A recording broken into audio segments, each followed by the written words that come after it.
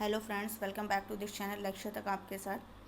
Guide, जैसा कि हम लोग करंट अफेयर्स डिस्कशन के बाद डेली क्वेश्चंस की प्रैक्टिस करते थे, लेकिन मैंने उसको बंद कर दिया और ये सोचा कि वहाँ 5-5 क्वेश्चन से कुछ फ़ायदा नहीं होगा। तो संडे के दिन क्या करेंगे, टाइम निकाल करके आप लोगों के लिए test series part 1, part 2, part 3 जब भी मुझे समय मिलेगा मैं उसको अपलोड कर दिया करूँगी। तो इससे आप लोगों का एक साथ कई क्वेश्चन, जैसे आज हम जो लेकर के आए हैं वो 50 क्वेश्चंस के कलेक्शन को लेकर के आए हैं और बहुत ही इंपॉर्टेंट सिलेक्टिव क्वेश्चंस हैं जो कि आपके किसी न किसी परीक्षा में पूछे गए हैं और पूछे जाएंगे। बहुत इंपॉर्टेंट है, आप लोग इसको देखेंगे खुद आपको रियलाइज़ हो जाएगा कि कितना इंपॉर्टेंट ये सेशन है। तो इसको आप लोग देखिए और इसका सेकंड पार्ट भी नेक्स्ट संडे तक या उसके बीच अगर मुझे छुट्टी मिलती है, टाइम मिलता है, तो मैं ज़रूर अपलोड करूँगी वीडियो। तो चलिए आज का सेशन देखते हैं और फर्स्ट इसका पार्ट 1 है जिसका पहला क्वेश्चन जो है आपका इन्वायरमेंट से रिलेटेड है। तो चलिए देखते हैं कि क्या है ये पहला क्वेश्चन।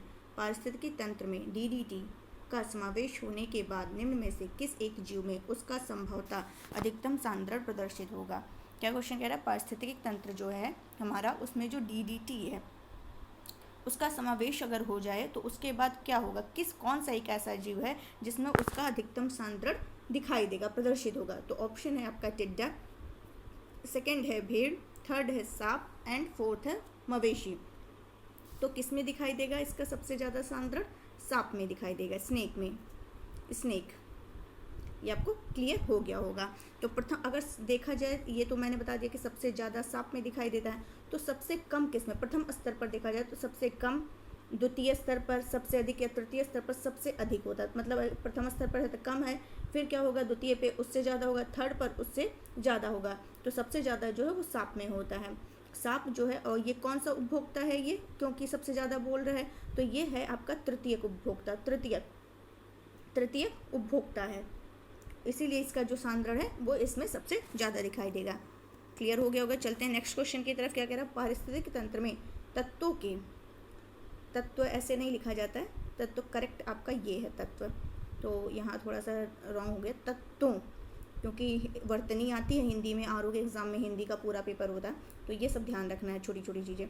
तत्वों के चक्रण को क्या कहते हैं? पारिस्थितिक तंत्र में तत्वों के चक्रण को क्या कहा जाता है? ऑप्शन है रासायनिक चक्र, सेकंड है जैव भू रासायनिक चक्र, थर्ड है भू रासायनिक चक्र एंड फोर्थ है एक है भू रासायनिक चक्र, एक है भू वैज्ञानिक चक्र। तो आपको आंसर क्लियर हो गया होगा कि इसका आंसर क्या है। पारिस्थितिक तंत्र में तत्वों के चक्रण को क्या कहते हैं? जैव भू रासायनिक चक्र कहते हैं। क्या कहते हैं? जैव भू रासायनिक तंत्र कहते हैं। ये आप जैव भू रासायनिक चक्र कहते हैं, ना कि तंत्र। नेक्स्ट चलते हैं, घास स्थलों में, घास स्थल जो है आपका, उसमें जो वृक्ष पारिस्थितिकी अनुक्रमण है उसके अंश के रूप में किस कारण घासों को प्रतिस्थापित नहीं किया जाता है? के कारण प्रतिस्थापित नहीं किया जाता। तो ऑप्शन है आपका कीट और कवक के कारण, सेकंड है सीमित सूर्य के प्रकाश और पोषक तत्वों की कमी के कारण, थर्ड है जल की सीमा और आग के कारण एंड फोर्थ है इनमें से कोई नहीं। तो इसका आंसर जो होना चाहिए आपका कि जो घास स्थल में वृक्ष पारिस्थितिक अनुक्रमण अंश के रूप में किस कारण घासों को प्रतिस्थापित नहीं किया जाता है, तो किसके कारण?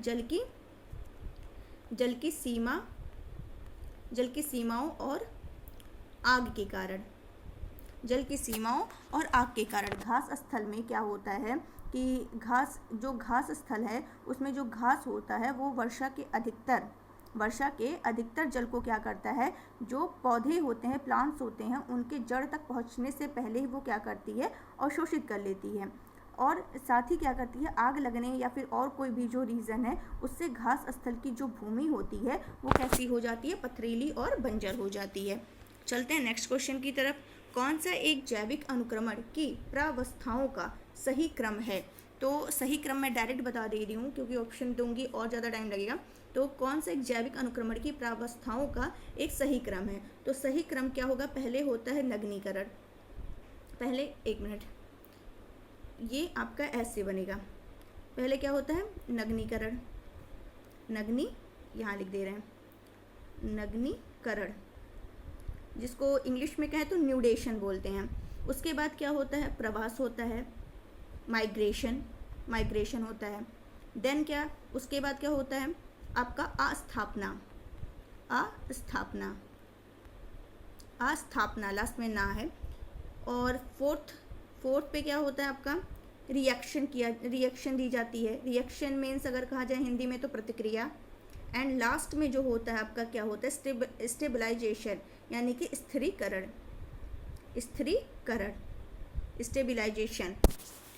तो ये आपको क्लियर हो गया होगा। तो ये क्वेश्चन कई बार पूछा हुआ है, तो उसको ध्यान रखिएगा। पहले है आपका न्यूडेशन यानी नगनीकरण, देन आपका माइग्रेशन यानी प्रवास, थर्ड आपका अस्थापना, फोर्थ आपका क्या है, रिएक्शन, एंड फिफ्थ आपका क्या है, स्थिरीकरण। तो ये आपका सही क्रम है। नेक्स्ट क्वेश्चन क्या कह रहा है, पारिस्थितिकी। क्या क्वेश्चन है, पारिस्थितिकी स्थायी मितव्यता है, यह किस आंदोलन का नारा है। इंपॉर्टेंट है ये भी, किस आंदोलन का नारा है। एक मिनट गाइस, चलिए देख लेते हैं। ऑप्शन एपिको आंदोलन, सेकंड नर्मदा बचाओ आंदोलन, थर्ड चिपको आंदोलन, या इनमें से कोई नहीं। तो पारिस्थितिकी स्थायी मितव्यता जो है, इसका जो ये है किसका आंदोलन है, चिपको आंदोलन, चिपको आंदोलन।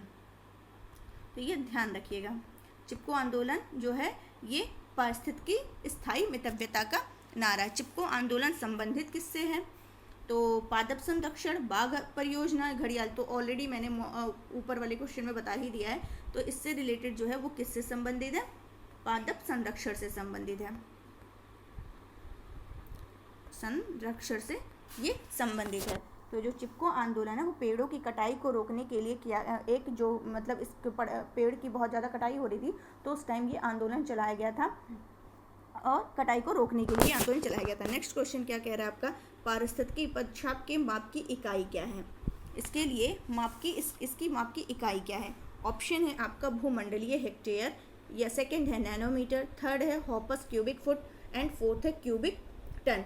तो जो इसके पदछाप के लिए जो इकाई है मापने के लिए वह है भूमंडलीय हेक्टेयर, भूमंडलीय हेक्टेयर। इतना क्वेश्चन आपको एकदम क्लियर हो गया होगा। इससे रिलेटेड कोई भी क्वेश्चन आएगा तो आपका छूटेगा नहीं। चलते हैं, ये क्वेश्चन पूछा जा चुका है।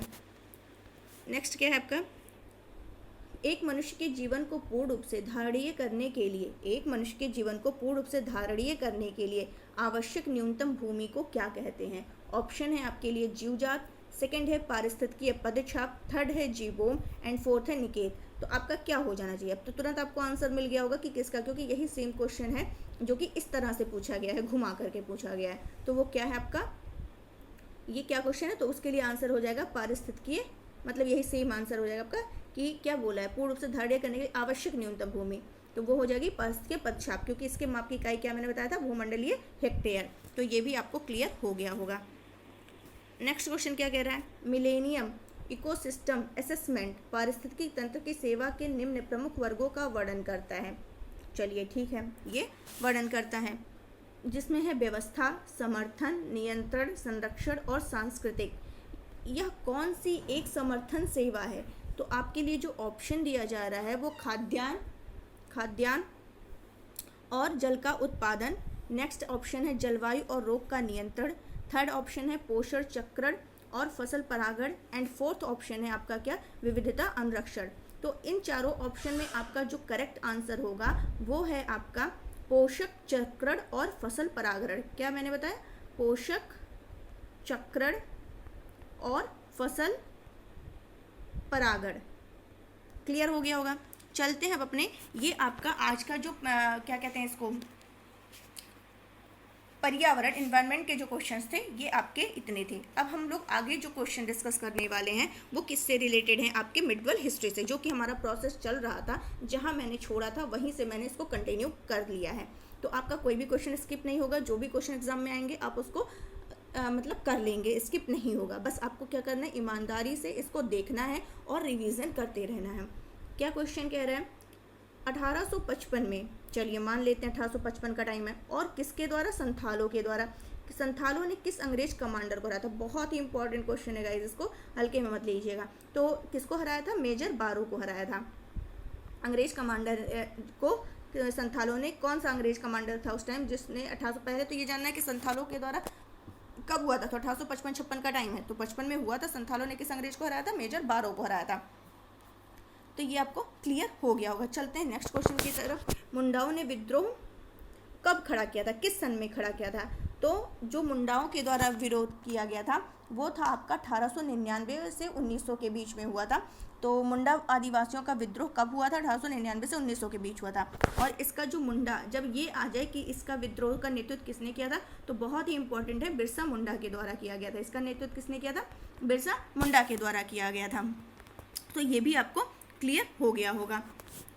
और बिरसा जो थे वो अपने आप को क्या मतलब अपने आप को लोगों के सामने क्या साबित किए थे कि मैं क्या हूँ? मैसेंजर हूँ। किसका? गॉड का मैसेंजर हूँ, यानी भगवान का दूत घोषित किए थे खुद को। और लोग उस समय बहुत ज़्यादा अंधविश्वास को मानते थे, तो ये भी है। तो इस तरीके से ये विद्रोह हुआ था। 1821 में बुद्धो भगत के नेतृत्व में कोल विद्रोह किस क्षेत्र में होता है? क्या कह रहा है क्वेश्चन कि आपका ये क्वेश्चन क्या कह रहा है कि 1821 में 1821 नहीं गाइज, यहाँ पे क्या होना चाहिए? 1831 होना चाहिए, थोड़ा सा मिस्टेक है यहाँ पे, 1831 होना चाहिए, ये करेक्ट है। 1831 में क्या होता है? बुद्धो भगत के नेतृत्व में कोल विद्रोह किस क्षेत्र में हुआ था? तो ये जो हुआ था आपका सिंहभूम क्षेत्र में हुआ था। और सिंहभूम कहाँ पड़ेगा? सिंहभूम कहाँ पड़ेगा?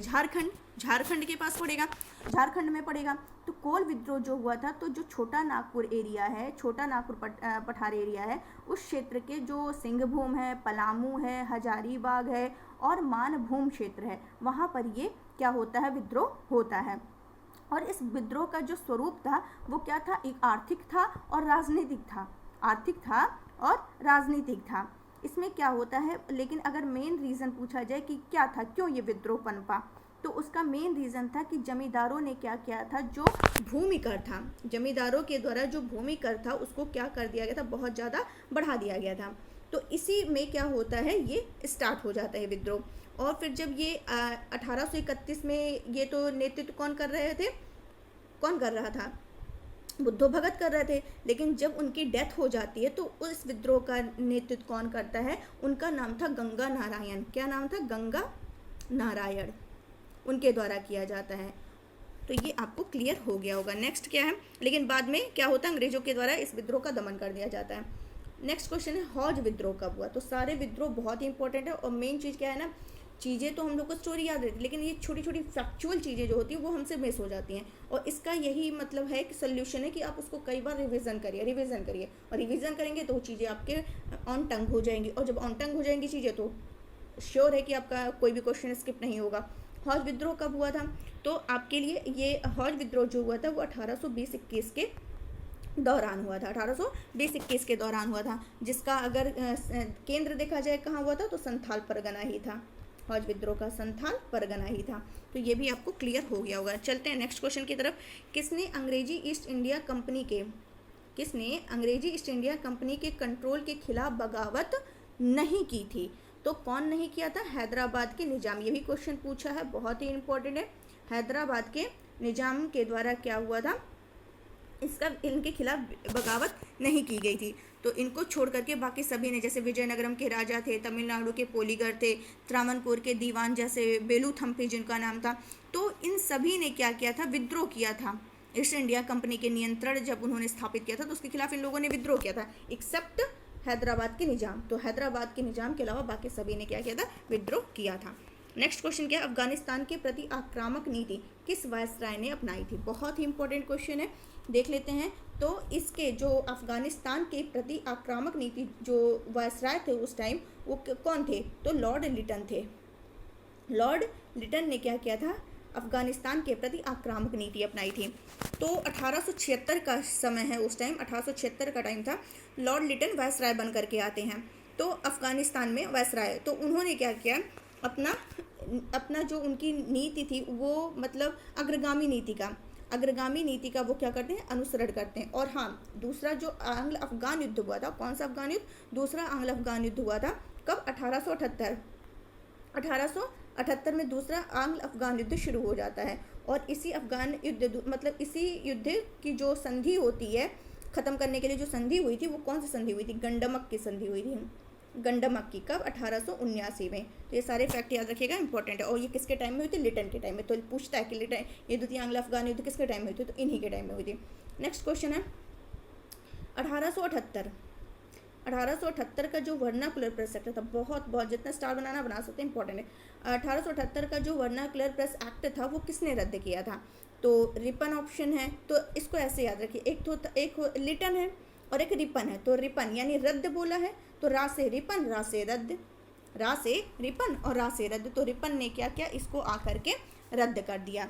तो जो विलियम बेंटिक थे, कौन थे? लॉर्ड विलियम बेंटिक, वो क्या करते हैं, आते हैं और 1829 में ये क्या करते हैं, सती प्रथा पे, ये भी क्वेश्चन पूछा कि सती प्रथा पर सती प्रथा को बैन करने वाला, प्रतिबंध लगाने वाला कौन था? तो यही था, विलियम बेंटिक ही था। तो पहले ये जो आपका पहला ये जो कानून था, कौन सा कानून, एक मिनट थोड़ा सा गड़बड़ हो रहा है, रुक जाइए अभी, एक मिनट कुछ मिस हो गया है, एक मिनट। क्या मैंने बोला 1878 का जो वर्नाकुलर प्रेस एक्ट था ये किसने रद्द किया था? तो रिपन ने रद्द किया था। मैं यहाँ थी, कहाँ पहुँच गई, ठीक है, तो इसने रद्द किया था। और फिर क्या होता है इसमें, मतलब ये था कि जो क्या नाम था उसका, कि जो भारतीय भाषा के जो समाचार पत्र थे उनको अंग्रेजी भाषा के समाचार पत्र के समान ही स्वतंत्रता दे दी गई थी। और वर्नाकुलर प्रेस एक्ट ये कब लगा था? 1878 में लगा था, 1878 में लगा था। किसके टाइम में? लॉर्ड लिटन के टाइम में लगा था। 1878 में जो लगा था वो कब लगा था? लॉर्ड लिटन के कार्यकाल के में ये पारित हुआ था, 1878 का, लिटन के टाइम में। तो लिटन ने लगाया था, कैसे करेंगे, लिटन ने लगाया था। और इसी एक्ट को क्या कहते हैं? मुंह बंद करने वाला अधिनियम। तो पूछता है कि किस एक्ट को मुंह बंद करने वाला एक्ट कहा गया था? तो यही वर्नाकुलर प्रेस एक्ट के। इसमें क्या था कि जो हमारी मतलब जो स्थानीय भाषा के जो मतलब देशी भाषा का जो समाचार पत्र था और अंग्रेजी भाषा के जो समाचार पत्र थे उसमें भेदभाव किया गया था। मतलब इसमें जो देशी भाषा के समाचार पत्र थे उसमें अपराधी को अपील करने का अधिकार नहीं था, उसमें नहीं था।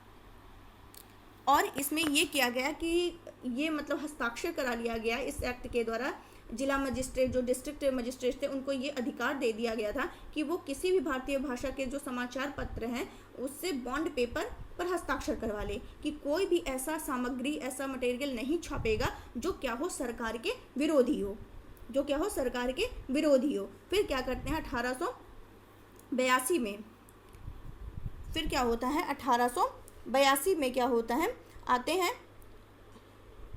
और लॉर्ड रिपन के द्वारा क्या होता है, इसको रद्द कर दिया जाता है। और दोनों समाचार पत्र, चाहे वो देशी हो या अंग्रेजी हो, दोनों को क्या किया जाता है, समान अधिकार दे दिया जाता है। और ये भी पूछता है कि इस मतलब ये जो एक्ट लगा था इसके तहत कौन सा ऐसा मतलब कौन से समाचार पत्र के विरुद्ध मामले दर्ज किए गए थे, ऐसा पहला कौन सा था? तो पहला जो था वो तो सोम प्रकाश था। तो ये भी इंपॉर्टेंट है, क्वेश्चन पूछ चुका है, सोम प्रकाश था। और भी बहुत सारे थे, जैसे भारत मिहिर है, ढाका प्रकाश सहचर हैं, और भी बहुत सारे हैं, लेकिन मेन आपका सोम प्रकाश पूछ चुका है। नेक्स्ट क्वेश्चन क्या है, स्थायी बंदोबस्त किसके साथ किया गया? तो स्थायी बंदोबस्त देख लेते हैं किसके साथ किया गया। तो किसके साथ किया गया था, ये आपका जमींदारों के साथ किया गया था। स्थायी बंदोबस्त किसके साथ किया गया था? जमींदारों के साथ किया गया था। क्या होता है 1793, ये भी ध्यान रखना कि कब हुआ था ये, 1793 में, किसके टाइम में हुआ था? Lord Cornwallis.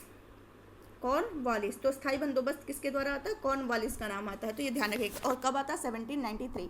तो 1793 में कॉर्नवालिस क्या करते हैं, भू राजस्व की क्या करते हैं, स्थायी बंदोबस्त प्रणाली को आरंभ करते हैं। और इसे इस्तमरारी, जागीरदारी, मालगुजारी और बीसवेदारी अलग अलग नामों से इसको जाना जाता था। और ये जो व्यवस्था थी वो कहाँ, बंगाल रीजन, बिहार, ओडिशा, यूपी का जो वाराणसी है, और कहाँ पर, उत्तरी कर्नाटक में ये लागू थी। कहाँ कहाँ लागू थी?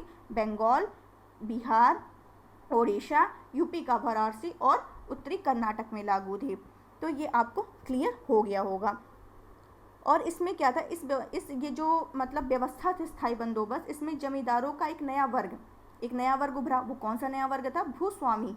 तो उसको क्या कर दिया गया, भूस्वामी घोषित कर दिया गया, जिसे क्या किया गया, भूमि के लगान का 10/11 भाग कंपनी को देना था। ये ध्यान रखिएगा, इंपॉर्टेंट है, 10/11 भाग क्या करना था, कंपनी को दे दे। और जो बचा एक भाग है, 1/11 मतलब एक भाग जो होगा वो क्या करेगा, अपनी सेवा के लिए अपने पास ही वो रखेगा। तो ये इसमें ध्यान, स्थायी बंदोबस्त में जो था वो 10/11 जो था ये किसके पास जाता था, मतलब 11 में से 10 भाग कंपनी को और एक भाग जो था उस जो भूस्वामी होता था उसको जाता था। चलते हैं नेक्स्ट क्वेश्चन की तरफ। बिहार में परमानेंट सेटलमेंट लागू करने का क्या कारण था? क्या रीज़न था कि यहाँ पे लागू किया गया? तो क्या था? भू राजस्व का राजस्व निर्णय करना, यही इसका क्या था? कारण था। नेक्स्ट क्वेश्चन चलते हैं। बाकी पूरा डिटेल मैंने ऊपर वाले क्वेश्चन बता दिया था, इसीलिए ज़्यादा उसमें नहीं बताया मैंने। बंगाल और बिहार में भूमि पर किराएदारों के अधिकारों को बंगाल किराएदारी अधिनियम द्वारा दिया गया। यहाँ पे ये बता रहा है कि कौन से सन में बंगाल और बिहार में भूमि पर किराएदारों के अधिकार को बंगाल किराएदारी अधिनियम द्वारा दिया गया था। तो कब? 1885 में इसको लागू किया गया था, जिसमें क्या था? भूमि मालिक यानी जमींदार और किराएदार के अधिकार को क्या किया गया था? मतलब उसमें डिफाइन किया गया था सारी चीज़ें। नेक्स्ट क्या है? सत्यार्थ प्रकाश की रचना किसके द्वारा की गई थी? इंपॉर्टेंट क्वेश्चन है कि सत्यार्थ प्रकाश की रचना किसके द्वारा की गई थी? तो किसके द्वारा की गई थी? स्वामी दयानंद सरस्वती के द्वारा। स्वामी दयानंद सरस्वती के द्वारा। ये क्लियर हो गया होगा। नेक्स्ट चलते हैं। नेक्स्ट क्वेश्चन क्या कह रहा है? अमृत बाजार पत्रिका की स्थापना किसने की थी? तो अमृत बाजार पत्रिका की स्थापना के लिए 2 लोगों का नाम आता है। वो कौन से 2 लोग हैं? एक तो आपको पता होना चाहिए शिशिर कुमार घोष, शिशिर कुमार घोष, और दूसरा किसका नाम? मोतीलाल घोष। तो ये दोनों नाम पता होना चाहिए। जो भी नाम सामने आपके ऑप्शन में रहे वही आप टिक कर दीजिए। अमृत बाजार पत्रिका की स्थापना किसने की थी? मोतीलाल घोष और शिशिर कुमार घोष ने कब की थी? 1868 में की थी, 1868 में की थी। वो भी कहाँ की थी? कलकत्ता में की थी। अमृत बाजार पत्रिका कलकत्ता 1868 में मोतीलाल घोष और शिशिर कुमार घोष ने की थी। और ये पहले जब ये स्टार्ट की गई थी तो बंगाली भाषा में प्रकाशित थी। कलकत्ता में थी तो कलकत्ता वहीं बंगाली भाषा में होगा, ठीक है। और 1878 में क्या होता है? देसी भाषा प्रेस अधिनियम से बचने के लिए ये लोग मतलब ये रातों रात ये किस में चेंज हो गई थी? अंग्रेजी भाषा में रूपांतरित हो गई थी।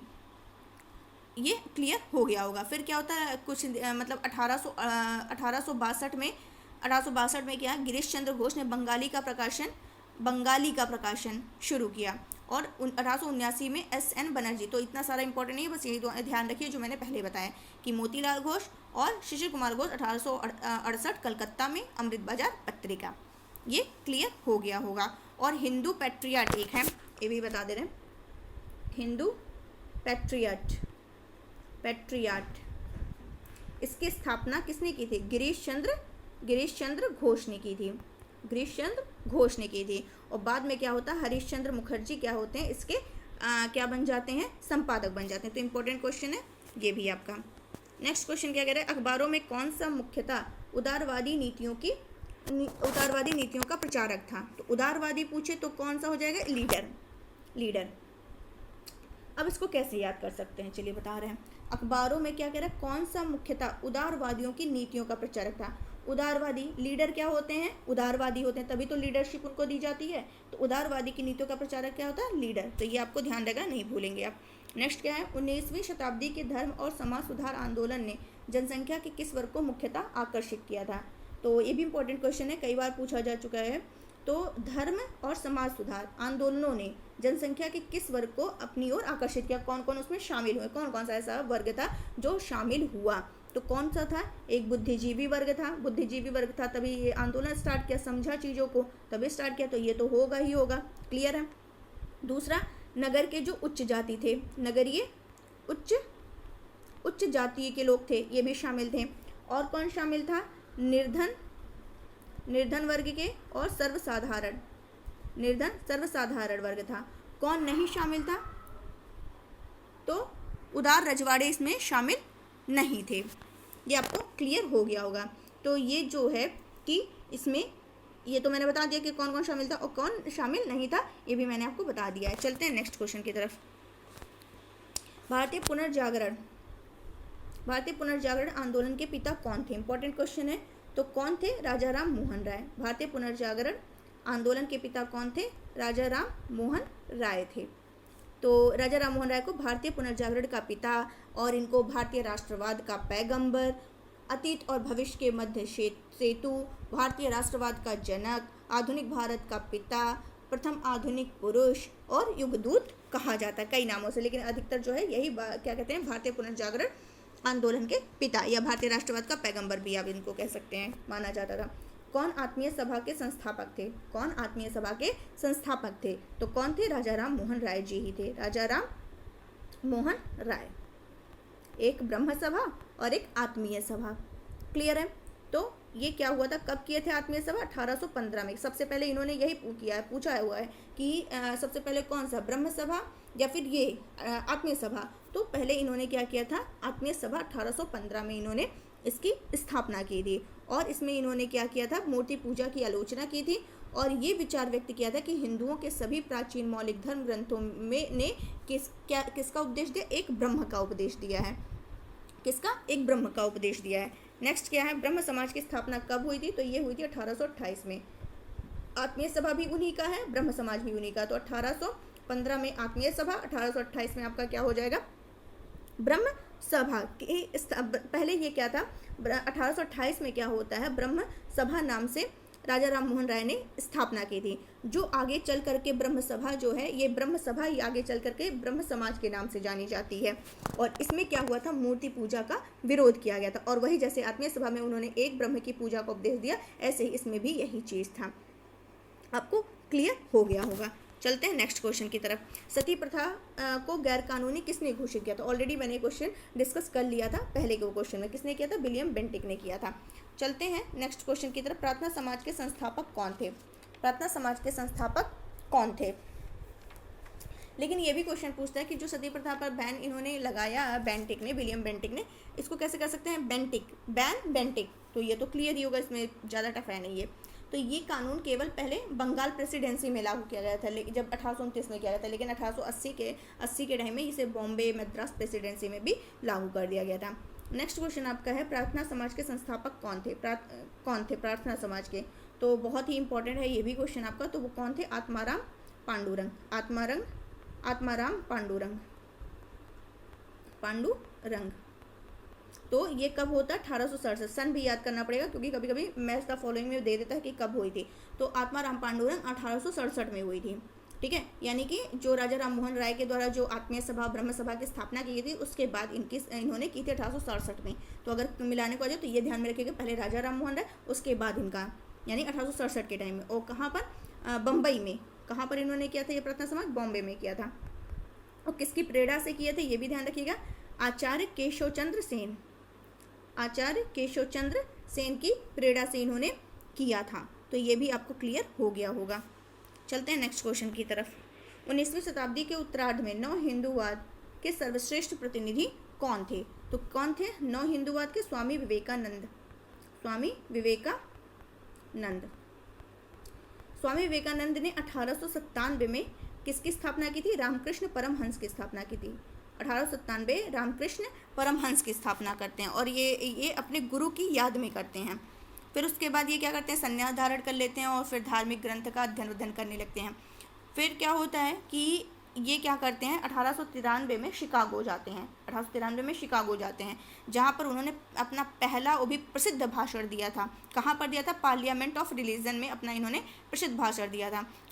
और इसी भाषण से उन्होंने क्या किया, जो पश्चिमी संसार था, पश्चिमी दुनिया थी, उसके सामने पहली बार इन्होंने भारत की संस्कृति के महत्व को अपने तरीके से प्रस्तुत किया कि हमारे भारत की संस्कृति का क्या महत्व है।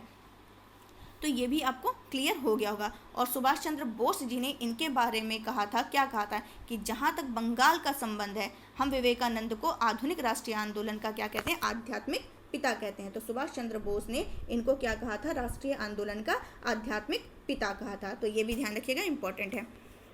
पदार्थों के पृथक्करण के संबंध पर विचार कीजिए। चलिए अब हम लोग किस पर आ गए हैं? हम लोग आ गए हैं एनसीईआरटी के साइंस पर। एनसीईआरटी के थ्रू हम लोग कर रहे हैं, ये सॉल्व कर रहे हैं। पदार्थों के पृथक्करण के संदर्भ में विचार कीजिए। निष्पावन, निस्तारण, इसमें बताना क्या है? इसमें ये बताना है कि कौन सा पृथक्करण की विधि है या विधियां हैं। तो निष्पावन, निस्तारण या निस्यंदन, तो ये तीनों विधि है। तीनों, निष्पावन भी, निस्तारण भी और निस्यंदन, तीनों ही क्या करती हैं? तीनों ही मिश्रण से अवयव के पृथक्करण की ये तीनों ही विधियां हैं। तीनों के ही मिश्रण से क्या कर सकते हैं? हम इनको पृथक्करण कर सकते हैं इन तीनों विधियों से। और इसके अतिरिक्त और कौन से हैं जो अन्य विधियां हैं? इसके अतिरिक्त आपका हस्तचयन है, हैंड पिकिंग है, चालन है, सीविंग है, चालन का मतलब सीविंग, अवसादन सेडिमेंटेशन है, थ्रेसिंग है, वाष्पन है। तो इन सभी से क्या कर सकते हैं, अलग करने की विधियाँ। तो क्वेश्चन इंपॉर्टेंट है, ध्यान रखिएगा। चलते हैं नेक्स्ट क्वेश्चन की तरफ। पृथक्करण की विधियों के प्रयोग के संदर्भ में कौन सा सही नहीं है। अब है इसमें कई ऑप्शन है, तो कौन सा सही नहीं, इसको आई थिंक नहीं डिस्कस करना चाहिए, लेकिन चलिए मैं आपको बता दे रही हूँ। क्या कह रहे हैं, पृथक्करण की विधि। तो पृथक्करण में क्या होता है कि हम लोग देखिए क्या करते हैं, जो चालन प्रक्रिया होती है तो उसमें हम लोग चलनी का यूज़ करते हैं, और उससे क्या करते हैं, जो बड़े बड़े कण होते हैं वो अलग हो जाते हैं। ये तो प्रैक्टिकल चीज़ें हैं, सबको पता होगी, इसमें बताना तो कुछ है नहीं। तो क्या करते हैं, जब अधिक महीन अशुद्धियाँ होती हैं उनको छानने के लिए हम किसका यूज़ करते हैं, या तो कपड़े का यूज़ करते हैं या फिर कोई फ़िल्टर पत्र होता है उसका यूज़ करते हैं। और जो फिल्टर या फिल्टर पत्र का यूज़ करते हैं, कपड़े का यूज़ करते हैं छानने के लिए महीन अशुद्धियों को, उसी प्रक्रिया को क्या कहते हैं, निस्यंदन कहते हैं। उसी प्रक्रिया को क्या कहते हैं, निस्यंदन कहते हैं। तो ये आपको क्लियर हो गया होगा। और अगर बात करें निस्तारण किसको कहते हैं, तो मिश्रण में क्या करते हैं, जब जल मिलाते हैं तो जो भारी अवयव होते हैं वो तली में बैठ जाते हैं, और तली में बैठ जाते हैं उसी प्रक्रिया को क्या कहते हैं, अवसादन कहते हैं। तली में बैठ जाने की प्रक्रिया को भारी करके क्या कहते हैं, अवसादन कहते हैं। और अवसादित जो मिश्रण होता है उसको बिना हिलाए, उसी को बिना हिलाए जब जल को मिट्टी सहित उड़ेलने की क्रिया होती है, जल को मिट्टी सहित उड़ेलने की जो क्रिया होती है उसी को क्या कहते हैं कि चलो भैया क्या कर रहे हैं, हम निस्तारण कर रहे हैं। क्लियर हो गया है। तो यही वहाँ स्टेटमेंट दिया था कि बताओ इसके थ्रू ये होगा, इसके थ्रू ये होगा, तो कौन सा स्टेटमेंट सही है। तो मैंने आपको करेक्ट बता दिया कि किससे क्या प्रोसेस होगा। और वाष्पन किसको कहते हैं कि जब द्रव होता है, द्रव में क्या करते हैं, द्रव में घुले ठोस को जब अलग करते हैं तो उसमें कौन सी विधि प्रयोग की जाती है, वाष्पन विधि प्रयोग की जाती है। यानी किसी द्रव को वाष्प में परिवर्तित करने की प्रक्रिया जो होती है वो आपका क्या कहलाता है, वाष्पन कहलाता है। नेक्स्ट क्वेश्चन है, जिस विलयन में कोई पदार्थ एक सीमा के बाद और अधिक घोला ना जा सके, ऐसा विलयन क्या कहलाएगा। तो ऐसा विलयन जो होता है वो क्या कहलाता है, संतृप्त विलयन कहलाता है। क्वेश्चन फिर से पढ़ लेते हैं, देख लेते हैं क्या कह रहे हैं कि विलयन, जिस विलयन में कोई पदार्थ एक सीमा के बाद और अधिक ना घोला जा सके, मतलब एक लिमिट है वो आपने घोल दी और उसके बाद ना घोला जा सके, तो ऐसा विलयन क्या कहलाएगा, संतृप्त विलयन कहलाएगा। कि मतलब कोई विलयन है जिसमें कोई भी पदार्थ है उसकी मात्रा एक सीमा से ज़्यादा आप नहीं घोल सकते हैं उसमें, और वही उसका क्या होता है, संतृप्त विलयन होता है। नेक्स्ट क्या है, किसी पदार्थ के विलयन को गर्म करने पर उसकी विलयता पर निम्न में से क्या प्रभाव पड़ता है, बढ़ेगी कि घटेगी, स्थिर रहेगी या कोई नहीं। मतलब कि किसी पदार्थ के विलयन को जब हम गर्म करेंगे, कोई पदार्थ है अगर उसके विलयन को गर्म करेंगे तो उसकी विलयता पर क्या प्रभाव पड़ेगा, ऑब्वियस सी बात है कि बढ़ेगा। क्या करेगा, बढ़ेगा। विलयन का तापमान बढ़ने पर क्या होता है, जब विलयन का तापमान बढ़ेगा तो उसकी विलयता भी क्या करेगी, बढ़ेगी। नेक्स्ट क्या है, औजारों में लोहे के फलक में बने वलय में लकड़ी का हत्था लगाने के लिए फलक के वलय वाले हिस्से, क्या कह रहा है, औजार है कोई, उसमें लोहे की फलक में जो बना वलय है उसी में लकड़ी का हत्था लगा दिया गया है, तो उसको लगाने के लिए फलक के वलय वाले हिस्से को गर्म कर दिया जाता है। गर्म करने से वलय में क्या प्रभाव पड़ेगा, मतलब उसका आकार छोटा होगा या बड़ा होगा या कोई परिवर्तन नहीं होगा, तो क्या होगा, उसका आकार बड़ा हो जाएगा। सेम क्वेश्चन ऊपर की तरह ये भी है कि जब क्या करते हैं, औजार में लोहे के फलक में वलय होता है जिसमें लकड़ी के हत्थे को फंसा देंगे, तो इस वलय का जो माप होगा वो लकड़ी के हत्थे के घेरे में थोड़ा सा छोटा होता है। और हत्थे को क्या करेंगे, जब वलय में फंसाने के लिए जब वलय को गर्म करेंगे तो उसका आकार क्या होगा, फैल जाएगा, बड़ा हो जाएगा, और हत्था आसानी से इसमें क्या कर दिया जाता है, जोड़ दिया जाता है। और जब ये ठंडा होता है वलय तो वो सिकुड़ जाएगा, यानी हत्था जो होगा उस पर कस जाता है। तो यही आपका प्रोसेस है। चलते हैं नेक्स्ट क्वेश्चन की तरफ। निम्न कथन पर विचार कीजिए, कागज का जलना, दूध का दही बनना, नमक का पानी में घुलना। चलिए ठीक है, देख लिए कि क्या क्या ये हो रहा है। तो और कुम्हार द्वारा मिट्टी के ढेर को बर्तन में बदलना, इनमें से कौन से परिवर्तन उत्क्रमित किए जा सकते हैं। उत्क्रमित का मतलब क्या होता है, रिवर्स्ड किए जा सकते हैं। तो चलिए देख लेते हैं कौन से किए जा सकते हैं। तो आपका जो नमक का पानी में घुलना और कुम्हार द्वारा मिट्टी के ढेर को बर्तन में बदल देना, मिट्टी का ढेर है उसको बर्तन में बदल दिया, और नमक का पानी में घुलना। तो इसको क्या कर सकते हैं हम, रिवर्स कर सकते हैं। और जो कागज़ का जलना है, अब कागज़ जब जल जाएगा तो क्या फिर उसको कर सकते हैं, नहीं कर सकते हैं। दूध का दही बनना, तो दही बन गया तो क्या फिर दूध उसको बना सकते हैं, नहीं बनाएंगे।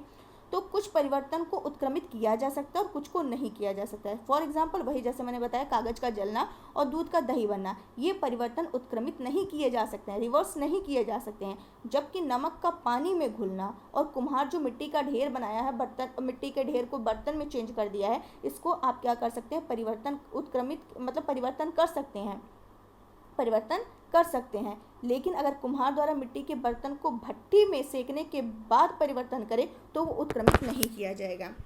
ठीक है, ये आपको क्लियर हो गया होगा। चलते हैं नेक्स्ट क्वेश्चन की तरफ। पुष्प के विभिन्न भागों में निम्न में से कौन सा शामिल नहीं होता है? देख लेते हैं कौन सा शामिल नहीं होता है। बाह्यदल, पंखुड़ी, पुंकेसर, स्त्रीकेसर, मूलांकुर। तो इसमें से कौन सा शामिल नहीं होता है? तो मूलांकुर शामिल नहीं होता। बाकी आपके बाह्यदल भी होते, पंखुड़ी भी होता, पुंकेसर भी होता, स्त्रीकेसर भी होता है। तो ये जो है ये पुष्प के विभिन्न भाग होते हैं। कौन कौन से? ये चारों होते हैं, बाह्यदल, पुंकेसर, पंखुड़ी और स्त्रीकेसर। तो ये भी आपको क्लियर हो गया होगा। और जो स्त्रीकेसर के भाग होते हैं वर्तिका, वर्तिकाग्र, अंडाशय और बीजांड। ये ध्यान रखिएगा, क्वेश्चन पूछा हुआ है। वर्तिका, स्त्रीकेसर के जो भाग हैं वर्तिका, वर्तिकाग्र, अंडाशय और बीजांड, ये स्त्रीकेसर के भाग हैं। और बीज के जमने के समय जो भाग मूलांकुर से निकलता है उसे जड़ कहते हैं। अतः मूलांकुर जो है ये किससे? बीज से संबंधित है, ना कि पुष्प से संबंधित है। चलते हैं नेक्स्ट क्वेश्चन की तरफ। पत्तियों के संदर्भ में कौन सा सही नहीं है? पत्तियों के संदर्भ में कौन सा सही नहीं है? अब कौन सा सही नहीं है ये पढ़ने के बजाय पत्ती के बारे में पढ़ लेते हैं। क्या है कि पत्ती में जो शिराएं होती हैं उनका जो प्रतिरूप होता है वो क्या कहलाता है? पत्ती में जो शिराएं होती हैं उसको क्या कहते हैं? शिरा विन्यास कहते हैं। शिरा विन्यास, जिनका प्रतिरूप होता है उसको क्या कहते हैं? शिरा विन्यास कहते हैं। और ये कैसा हो सकता है? जालिका रूप हो सकता है। ये या तो जालिका रूपी हो सकता है या फिर कैसा हो सकता है, और ये कैसा हो सकता है? समांतर रूप से भी हो सकता है। आप लोगों ने तो लीव्स देखी होंगी तो उसमें कई तरह से चीज़ें होती हैं। दूसरा क्या है कि पत्ती में जो पड़वृंत, पत्ती में क्या क्या होता है? एक तो पड़वृंत होते हैं और क्या होता है? फलक होता है। और पत्तियां क्या करती हैं? सूर्य के प्रकाश की उपस्थिति में ही क्या करती हैं? मंड संश्लेषित करती हैं। ठीक है। और पत्तियां जो हैं वो वायुमंडल से जलवाष्प ग्रहण नहीं करती, बल्कि वो क्या करती हैं? वाष्पोत्सर्जन की क्रिया के द्वारा बड़ी मात्रा में क्या करती हैं? जलवाष्प को वायुमंडल में निष्कासित करती हैं। नेक्स्ट क्या है? तने दो तरफा मार्ग का कार्य करते हैं। ठीक है, तनों के कार्य के संदर्भ में हमें विचार करना है कथन पर। तो इसमें क्या है, जो तने होते हैं वो जल और खनिज को क्या करते हैं? एक पतली सी नलिका होती है, आपने देखा होगा।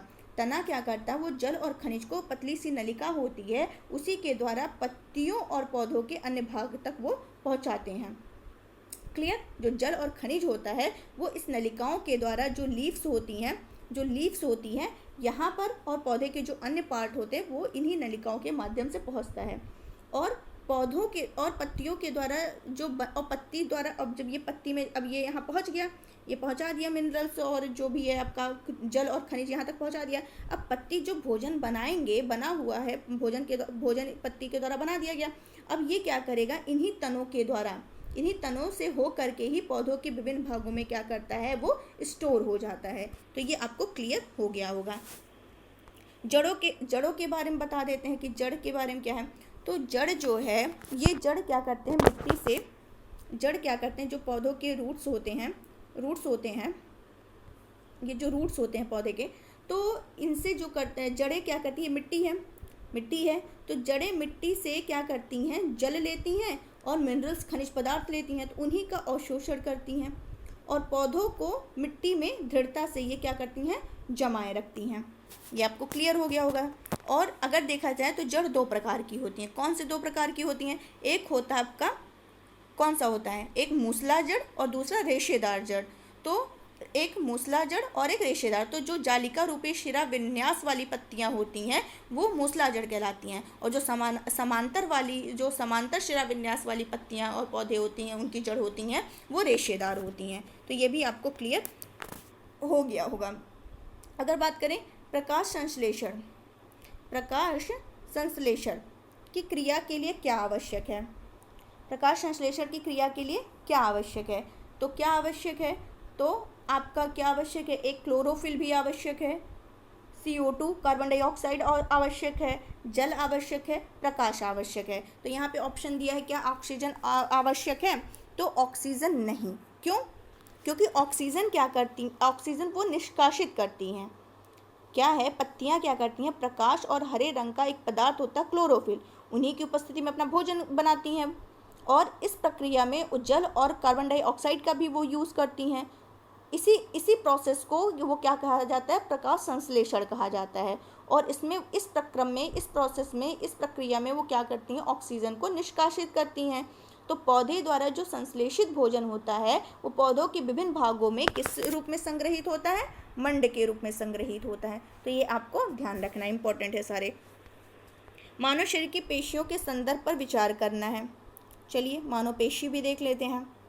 तो विचार करने वाला बड़ा दिक्कत हो जाता है, कई इसमें सेंटेंस मतलब स्टेटमेंट है, बट चलिए मैं आपको डायरेक्ट ही समझा दे रही हूँ क्या क्या क्या होता है। मानव शरीर की पेशियाँ, तो इनके बारे में बताना है कि इसमें पूछा है कौन सा सही है। तो यहाँ पे आपका जो है बता दे रहे हैं, जो संकुचन की अवस्था होती है, जब संकुचन की अवस्था होती है तो उसमें पेशी कैसी हो जाती है, तो उसमें जो पेशियाँ होती हैं वो कैसी, एक मिनट, उसमें पेशियाँ कैसी हो जाती हैं, संकुचन की अवस्था में पेशियाँ छोटी हो जाती हैं, कठोर भी हो जाती हैं और कैसी हो जाती है, मोटी भी हो जाती है। और संकुचन की अवस्था में ये क्या करती है, अस्थि को खींचती है। कैसी करती है, खींचती है। क्लियर, ये हो गया। और अगर क्या करना, अस्थि को विपरीत दिशा में अगर गति प्रदान करनी है तो वो क्या करती हैं, सिकुड़ करके शिथिल जो पेशी होती है वो सिकुड़ करके अस्थि को अपनी पूर्व स्थिति में खींचती है, जबकि पहली पेशी अब स्थिर हो जाती है। तो ये थोड़ा टफ है, इसको चलिए स्किप करते हैं, बहुत लंबा क्वेश्चन हो जाता है, बहुत लंबा क्वेश्चन, टाइम भी लग जाता है। इसको चलते हैं, स्किप करते हैं, नेक्स्ट क्वेश्चन देखते हैं। इसको हम आपको पूरा एक स्टेटमेंट ला करके समझा देंगे मतलब नेक्स्ट टाइम। चलते हैं। केचुए की शरीर, वही बड़ा बड़ा स्टेटमेंट वाला ही है। केचुए की शरीर की रचना और उपयोगिता के संदर्भ में कौन सा विचार सही नहीं है? अब इसके लिए मुझे आपको स्टेटमेंट पूरा देना पड़ेगा, तो इसको भी स्किप करते हैं। केचुए के शोषण, हाँ इसको डिस्कस करते हैं। कोई केचुए के शोषण के संदर्भ में कौन सा कथन सही है? तो मैं ऑप्शन दे रही हूँ। तो इसमें केचुआ नासिका ग्रंथियों के द्वारा शोषण करते हैं, बिल्कुल नहीं। केचुए किसके द्वारा शोषण करते हैं, सबको पता होगा, त्वचा के द्वारा। केचुए जो होते हैं वो किसके द्वारा शोषण करते हैं, तो ये किसके द्वारा, त्वचा के द्वारा शोषण करते हैं। तो यही आपका स्टेटमेंट क्या है, करेक्ट है। पौधों और जीवों में जो अनुकूलन होता है, अनुकूलन के बारे में बताना है। तो ये भी स्टेटमेंट लॉन्ग है, तो इसको भी छोड़ते हैं, चलते हैं नेक्स्ट क्वेश्चन की तरफ। किसी सजीव का परिवेश जिसमें वह रहता है, किसी सजीव का परिवेश जिसमें वो रहता है आवास कहलाता है, करेक्ट है। आवास में विभिन्न घटक उपस्थित होते हैं, इन घटकों के संदर्भ में कौन से कथन सही हैं? तो चलिए मैं बता दे रही हूँ। जब कोई आवास है तो उसमें जो पाए जाने वाले जीव जंतु होंगे, पौधे होंगे, सभी जीव, ठीक है, चाहे वो पौधे वो जंतु, बायोटिक, वो क्या कहलाते हैं, उसके जैव घटक कहलाते हैं। क्लियर है, क्या कहलाते हैं, जैव घटक कहलाते हैं। बायोटिक जिसमें पौधे हों, जंतु हों, जितने भी जीव हैं, सभी जीव। क्लियर। और जो चट्टान होते हैं, मिट्टी होती है, वायु होती है, जल होती है, कैसे होते हैं, उसके अबायोटिक होते हैं, अजैव घटक होते हैं, तो सबको पता है। तो ये आपको क्लियर हो गया होगा। और फिर क्या है कि सूर्य का प्रकाश, अच्छा ये बताइए, सन का जो लाइट है, सूर्य का प्रकाश और ऊष्मा, ये सब किसके घटक हैं, जैव या अजैव? तो ये कौन से घटक हैं, अजैव घटक हैं। किसके घटक हैं, सूर्य का प्रकाश और आपका ऊष्मा, ये कैसे हैं, अजैव घटक हैं। क्लियर है। और इन्हें कभी कभी ऊर्जा घटक के रूप में भी वर्गीकृत किया जाता है, तो ये भी आपको ध्यान रखना है। नेक्स्ट क्या है, ऊँट मरुस्थलीय परिस्थितियों के लिए अनुकूलित होता है, उनके अनुकूलन के संदर्भ में विचार करना है। तो चलिए देख लेते हैं। ऊँट क्या करते हैं, उनके पैर लंबे लंबे होते हैं, जिससे, क्यों लंबे होते हैं, ताकि वो रेत एरिया में रहते हैं, तो जिससे उनका जो बॉडी है वो क्या करे, रेत की गर्मी से दूर रह सके। क्लियर। और उनमें क्या होता है, मूत्रोत्सर्जन की मात्रा बहुत कम होती है और इनका मल भी कैसा होता है, शुष्क होता है, और इनको पसीना भी नहीं आता है। इसलिए वो क्या करते हैं कि जल के बिना भी वे कई दिनों तक जीवित रह सकते हैं। रह सकते हैं। नेक्स्ट क्या है, निम्न पर विचार करना है। क्या विचार करना है, किनमें श्वसन के लिए गिल या क्लोम नहीं होते हैं। तो किसमें नहीं होते हैं, देख लेते हैं किसमें नहीं होते हैं। आपका ऑप्शन है ऑक्टोपस, व्हेल एंड डॉल्फिन। तो किसमें नहीं होता है, किसमें आपका क्लोम नहीं होता है, तो आपका नहीं होता है व्हेल में एंड डॉल्फिन में, यहाँ पर नहीं होते हैं। क्लियर। जल में श्वसन के लिए क्या होता है, ऑक्टोपस के शरीर में गिल होते हैं, और गिल जो है वो होते किस में होते हैं, स्क्विड और मछलियों में भी होते हैं, लेकिन डॉल्फिन और व्हेल में इनमें गिल नहीं होते हैं। ये किसके द्वारा तब सांस लेते हैं, अगर गिल्स के द्वारा नहीं, तो इनके सिर पर क्या होता है, नासाद्वार। इनके सिर पर नासाद्वार होता है, नासाद्वार होता है, उन्हीं से ये सांस लेते हैं और लंबे समय तक बिना श्वास लिए ये रह सकते हैं। तो ये भी आपको क्लियर हो गया होगा। नेक्स्ट क्वेश्चन है, नागफनी के पौधे में प्रकाश संश्लेषण निम्न में से किस भाग में होता है। तो नागफनी के पौधों की बात करें तो उनका जो प्रकाश संश्लेषण होता है वो तने में होता है। क्लियर है। नागफनी कैसा पौधा है, मस्थलीय पौधा है, और मस्थलीय पौधे क्या करते हैं, वाष्पोत्सर्जन द्वारा जल की बहुत कम मात्रा निष्कासित करते हैं। इनमें या तो पत्तियां होती हैं तो या फिर नहीं भी होती हैं, और होती भी हैं तो बहुत छोटी छोटी होती हैं, और कुछ में कुछ में पत्तियां क्या होती, कांटों के रूप में बदल जाती हैं, और इसमें जो पत्ती में होने वाला वाष्पोत्सर्जन से होने वाले जल ह्रास में कमी आती है। तो ध्यान रखना कि तना। नेक्स्ट क्या है, पौधों की पत्तियों में श्वसन की प्रक्रिया में वायु को अंदर लेती हैं, और इसके अगले चरण में पत्तियां क्या करती हैं। तो इसके अगले चरण में पत्तियां क्या करती हैं, ऑक्सीजन पहले क्या करती हैं, पौधों की पत्तियां श्वसन की प्रक्रिया में वायु को अंदर लेती हैं, और फिर क्या करती हैं, मतलब क्या कहा जाए, अगर सिंपल वर्ड में कहें तो जो पौधों की श्वसन क्रिया होती है उसमें गैसों का आदान प्रदान क्या होता है, उनकी पत्ती के द्वारा ही होता है। क्लियर है, क्लियर। और पत्तियां क्या होती हैं, जो उनका स्टोमेटा होता है, पत्तियां स्टोमेटा द्वारा वायु को अंदर लेती हैं। स्टोमेटा को हिंदी में अगर कहा जाए तो सूक्ष्म रंध्र, उसके द्वारा वायु को अंदर लेती हैं और ऑक्सीजन का यूज़ करती हैं। फिर वो क्या करती हैं, CO2 वायु में निष्कासित करती हैं।